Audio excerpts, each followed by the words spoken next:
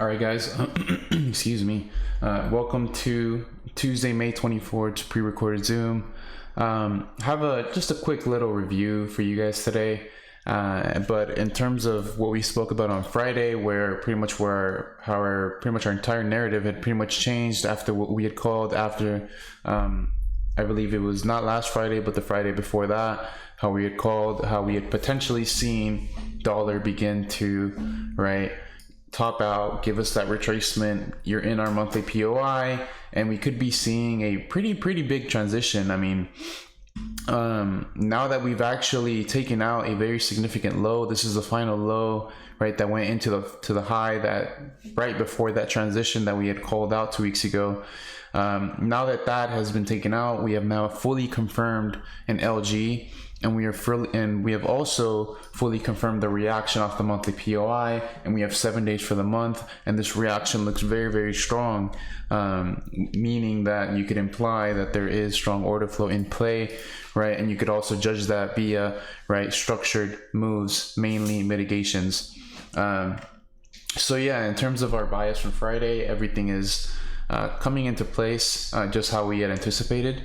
So now, realistically, it's one of those,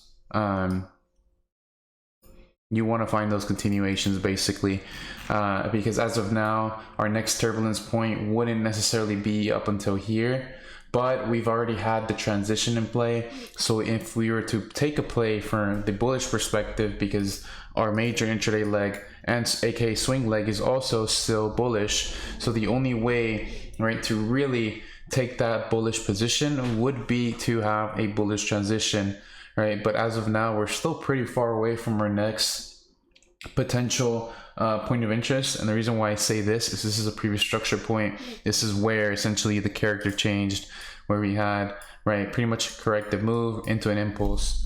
So I wouldn't necessarily count that out as a POI, but I also don't want to fully married to that bias because of what we had already seen over the last 2 weeks. So as of now, that bias is pretty much the same. AU, we had our position break even, right? And I believe we mentioned something with here about how there could have been a potential reversal here, but that ended up going for about 50 pips from where our position was ish, right? And that is broken as even, right? And this is a very enticing reaction, right? Now that has been taken out, in my opinion, the entire bearish bias is now canceled for the medium term, just because this was a very justified position. And obviously we explained that last week, but because we have that's now been taken out, you can very clearly see, impulse correction. So let me take out these.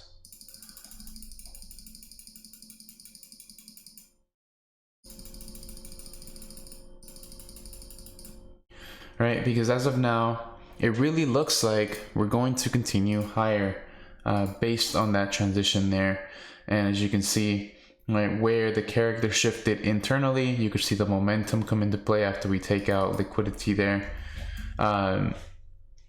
We had a liquidity grab of our change of character POI leading into an internal liquidity grab. So the sentiment is obviously up, but the sentiment was always up after that was taken out, these two highs, which was where we broke even with the position on Friday.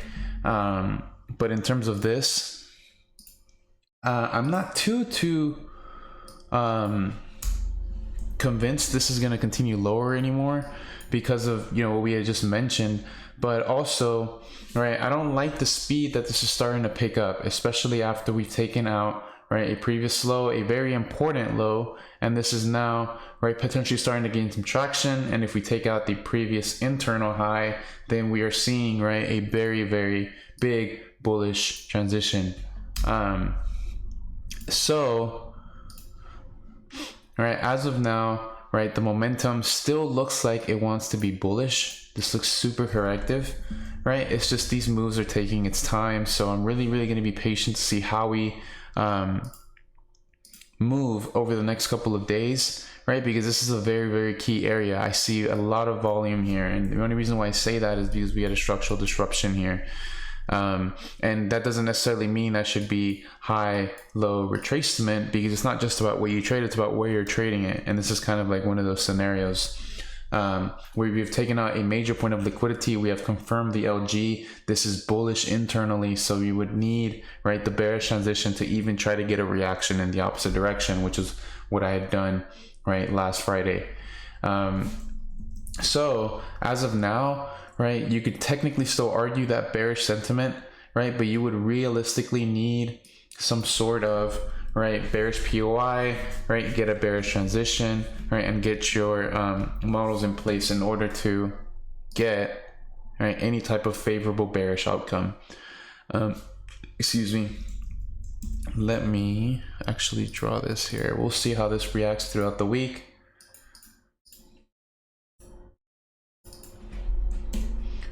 We'll see how that reacts through the week, and we'll see if there's any type of transition in place.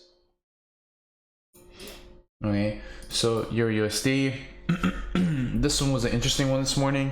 I didn't trade it. This was one of those scenarios where me personally, I just decided to sit out.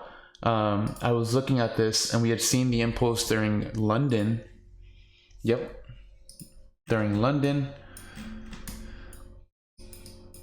Right, we had seen the impulse during London, right? But I did not want to assume any type of bearish sentiment. Why? Because of our DXY bias, where we had pretty much had assumed that the cool off had begun. So I couldn't really justify any type of bearish scenario. And this is a good lesson, right, for you guys, because this is a bearish model, right? Bearish models in play. Just the bearish scenario is 100% justified, but like I said, it's not just about what you're trading, it's about where you're trading it, when you're trading it.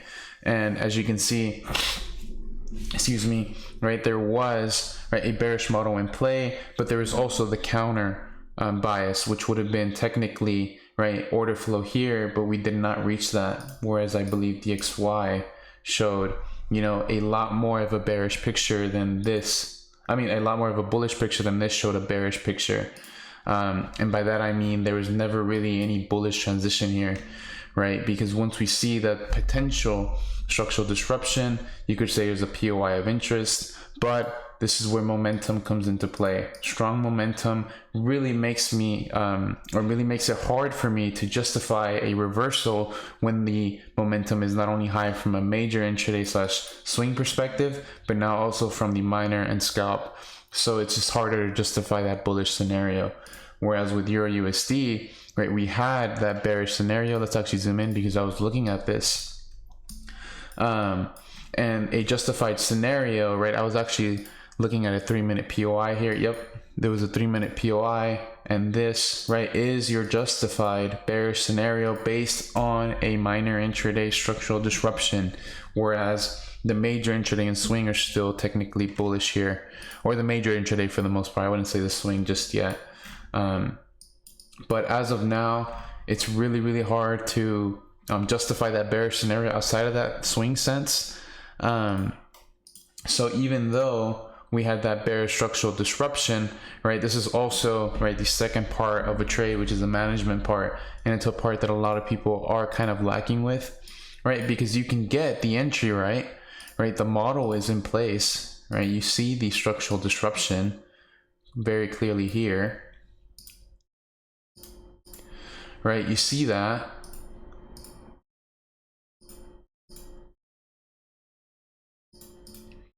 Right, you get the justified position. I can only break even, right, from a rules perspective if our previous low is taken out. But this is where the management comes into play. Right, as of now, internally, we are bearish as the moment of this scenario, because it is, like I said, a justified bearish scenario.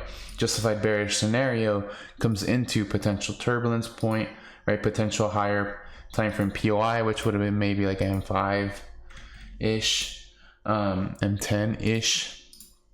All right, but the key thing that I'm noting is, right, that structural tap there, right? That doesn't necessarily mean I'm going to take a position off it, because that's not really how I trade. But I'm seeing the structure tap and I'm seeing the bounce. That does not automatically mean that I am bullish. I can only be bullish with a bullish scenario. So right, this could have been justified as another potential entry, but the only thing that's lacking there is that this did not create a new low, so the probability of a second mitigation to create that low, in my opinion, is much more diminished. But don't take that too literal. If you guys see it, you see it. If you don't, just keep doing what you're doing. But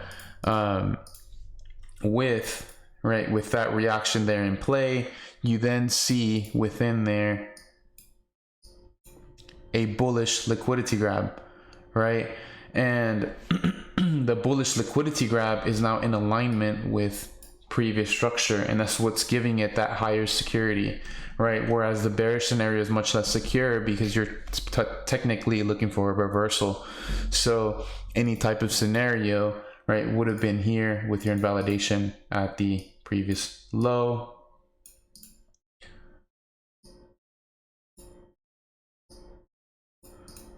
And let me actually do that a different color. And this is a justified bullish scenario because we have an internal liquidity grab, right, within our range.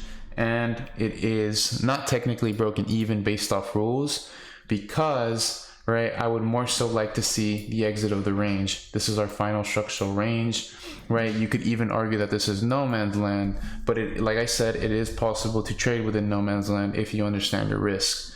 But this is just something that I was observing this morning, and from a rule perspective, I would have wanted the range high to be taken out, not just necessarily this high, right? Because technically this is not a structural range. It is technically no man's land internally, but the model is in place and that's what's justifying a scenario. So when it comes to trying to trade that no man's land, it's really 100% dependent on how confident you are in your models, what kind of models you're trading, and obviously when you're trading it, right? And that's, I think, the biggest emphasis in today's Zoom is knowing when. And obviously you guys know that I like to trade my New York overlap and a bit after New York too. So yeah, here you see I believe it was like a 2 pip ish.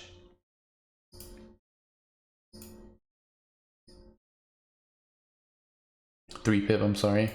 3 pip, obviously TP1 is already 1 to 6, but range high is your intraday target if you are looking for intraday trades, and that's already a 1 to 9 within, I believe, 30 minutes. Yeah, just around 30 minutes. So yeah, very, very nice scenario. But now that we've taken that liquidity out, you can see that technically price is kind of stalling now, and we aren't necessarily in that impulsive environment, which also justifies why you can trade a scenario here. Whereas now we aren't necessarily creating a substantial new high because the previous high, as you can see, is here, substantial new high, not substantial new high. So if we do break our low, which it looks like we're going to do right now, right, that is a bearish liquidity grab, and that's kind of the recovery, sign of recovery there. And then this would, in my opinion, be a justified bearish scenario, right? Just because unsubstantial new high, liquidity grab, right? Whereas here, right, you're looking at a structural disruption within a bullish structural range, right? I'm only playing based off of the result of the failed structural disruption, which could only be valid with a liquidity grab. So I hope that makes sense. I hope it's not too, I'm not wording this too complex for you guys. But yeah, with that being said, not much for today's Zoom. I just really wanted to cover that scenario because it really emphasizes, right, a couple of points that I've been making over the past couple of months. So yeah, with that being said, I will see you guys on Friday.